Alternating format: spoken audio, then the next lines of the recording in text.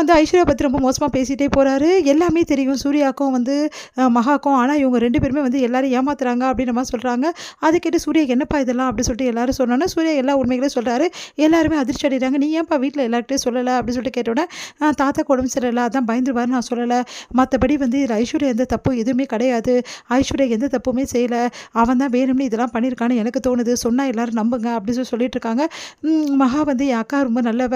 அவ எந்த தப்புமே செய்யல. அவ 1000 தப்பு செஞ்சிருக்கலாம். ஆனா இந்த விஷயத்துல அவ தப்பு செய்யல அப்படின்ற மாரி சொல்லிட்டு இருக்காங்க. இதெல்லாம் கேட்டு கௌதம் வந்து நீங்க என்ன சொன்னாலும் சரி, அவ மேல தப்பு இருக்கு. அதனால தான் எல்லாரும் சேர்ந்து மறைச்சிருக்கீங்க. அவ மேல நெறைய தப்பு இருக்கு. அவ ரொம்ப மோசமான பொண்ணு. அவ கூடலாம் நான் வாழவே முடியாது. இதுக்கப்புறம் இந்த வீட்ல இருக்கக்கூடாதுன்னு சொல்லிட்டு கழுத்த பிடிச்சு வெளியே தள்ளுறாரு. உடனே ஐஸ்வர்யா மயக்கம் அடிச்சு விழுந்துடுறாங்க. எல்லாரும் ஓடி வந்து பார்க்குறாங்க. என்ன ஆச்சுன்னு சொல்லிட்டு ஏன்டா இப்படிலாம் பண்ண அப்படின்னு சொல்லிடுறாங்க. உடனே வந்து டாக்டர் வந்து கூட்டிட்டு வந்து காட்டுறாங்க. அவங்க வந்து ஐஸ்வர்யா கர்ப்பமா இருக்காங்கன்னு சொல்றாங்க. அத கேட்டு எல்லாருமே ரொம்ப சந்தோஷப்படுறாங்க. ஆனா கௌதம் வந்து இந்த குழந்தைக்கு நான் அப்பா இல்ல. அந்த மதன் தான் அப்பா. அதனால வந்து அவன் கூட இவ போயிட்டோம் அப்படின்னு சொல்றாரு. அத கேட்டு எல்லாருமே டென்ஷன் ஆயிடுறாங்க. ஏன்டா இப்படிலாம் பேசுற அப்படின்னோனே, உடனே வந்து சூர்யா வந்து செம டென்ஷன் ஆயிடுறாரு. ச்சே நீ எல்லாம் ஒரு மனுஷனா அப்படின்னு சொல்லிட்டு பலார்னு அறையிறாரு. இங்க பார் நீ என்ன சொன்னாலும் சரி, என் பொண்டாட்டியே எப்படிப்பட்டவன் எனக்கு நல்லா தெரிஞ்சு போச்சு. அதனால யார் என்ன சொன்னாலும் நான் கேட்க மாட்டேன் அப்படின்னு சொல்றாரு. உடனே வந்து மகாவ வந்து அவர போட்டு நல்லா திட்டுறாங்க. ச்சே நீ எல்லாம் ஒரு மனுஷனான்னு சொல்லிட்டு அந்த டைம்ல ஐஸ்வர்யா வந்து பேசுறாங்க. இங்க பாரு உன்னை பொறுத்த வரைக்கும் நான் வந்து இந்த குழந்தைய வேற யாருக்கோ வந்து உருவாயிருக்குன்னு நீ நினச்சிட்டு இருக்கல. அது தப்பு. உனக்கு தான் நான் வந்து உன்னை தான் நான் விரும்புகிறேன். உன்னை தான் மனசார நான் விரும்பினேன். அதனால தான் உன் கூட நான் வந்தேன். அதனால தான் இப்போவும் சொல்கிறேன்.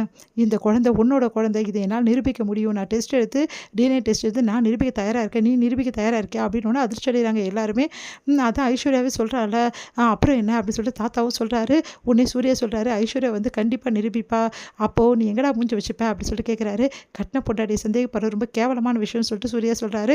அதை கேட்டு வந்து மகா வந்து அப்படியே உணர்ச்சி வசப்படுறாங்க. சூர்யாவை பார்த்து இங்கே பாரு ஐஸ்வர்யா உனக்கு நான் சப்போர்ட் பண்ணுறேன் அப்படின்னு சொல்லிட்டு சூர்யா சொல்கிறாரு. எல்லாருமே சொல்கிறாங்க ஐஸ்வர்யா வந்து கண்டிப்பாக எதுவுமே செஞ்சுருக்க மாட்டான்னு. ஆனால் வந்து கௌதமும் அவங்க அம்மா வந்து நாங்களும் பார்க்குறோம் அப்படின்ற மாதிரி சொல்லிட்டு போயிடுறாங்க. அடுத்து வந்து ஐஸ்வர்யா வந்து திரும்பி அழுகிறாங்க. மகா வந்து அவங்களுக்கு ஆறுதல் சொல்கிறாங்க. மகா வந்து நான் நினச்சி கூட பார்க்கல. என் அக்காக்காக நீங்கள் சப்போர்ட் பண்ணுவீங்கன்னு சொல்லிட்டு. என் அக்கா வந்து உங்களுக்கு பிடிக்காதுன்னு எனக்கு தெரியும். என்னதான் இருந்தாலும் இந்த மாதிரி விஷயங்கள் எல்லாம் ஒரு பொண்ணு பண்ணுறது ரொம்ப ரொம்ப தப்பு.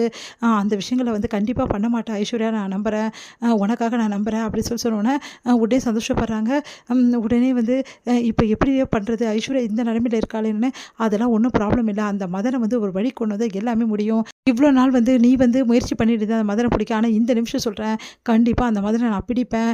அவங்ககிட்ட இந்த உண்மையெல்லாம் நான் வாங்குவேன். எல்லாத்தையும் எடுத்துகிட்டு வந்து இவங்க முன்னாடி எல்லாத்தையும் நான் நிரூபிப்பேன். உனக்கு நான் வாக்கு கொடுக்குறேன் மகா அப்படி சொன்னோன்னே சந்தோஷம் தாங்கவே முடியல. நிம்மதியாக அடைகிறாங்க. மகா எனக்கு இது போதும் சூர்யா. நீங்கள் கண்டிப்பாக எனக்கு உதவி செய்ய மாட்டீங்கன்னு நினச்சேன். நீங்கள் உதவி செய்கிறீங்க. எனக்கு இது போதும் அப்படி சொல்கிறாங்க. சரி ஓகே நான் அந்த மதனை தேடி போகிறேன் அப்படி சொல்லிட்டு சூர்யா வந்து போகிறாரு. அடுத்து வந்து போலீஸ்கிட்ட எல்லாக்கிட்டையுமே சொல்லி விசாரிக்கிறாரு. மதன் இருக்க இடத்தையும் கண்டுபிடிக்கிறாரு. ஆனால் மதன் வந்து அந்த இடத்துல இல்லவே இல்லை.